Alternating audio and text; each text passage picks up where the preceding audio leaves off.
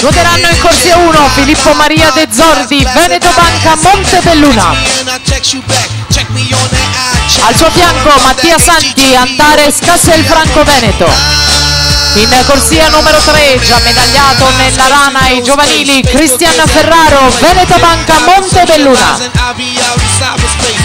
In corsia 4, vanta 4 titoli italiani giovanili nei 100 farfalla, è stato finalista in Coppa Komen con la nazionale giovanile, Samuele Potter, team in Subrica.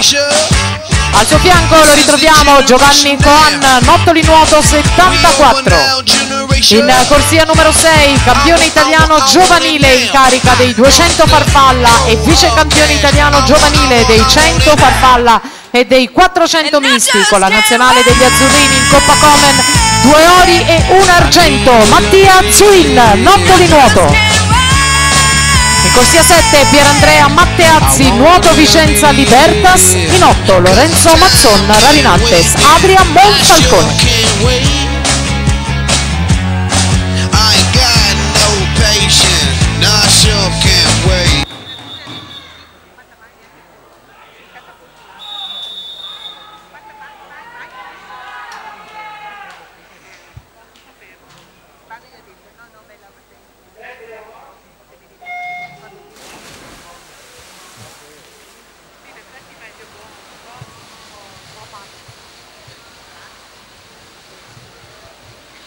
E dunque una finale davvero di spicco questa, con 2 atleti, Samuele Potter in 4 e Mattia Zuin in sesta corsia, già campioni italiani giovanili della farfalla e nazionale giovanile insieme nella Coppa Komen, una manifestazione che riguarda i paesi che si affacciano sul Mediterraneo a livello giovanile. Intanto a metà gara Mattia Zuin su Samuele Potter, 26-13, 26-29 nell'ordine. Attenzione a Mattia Santi, partito velocissimo dalla corsia 2 e lì nel gruppo di testa in caccia della medaglia d'oro.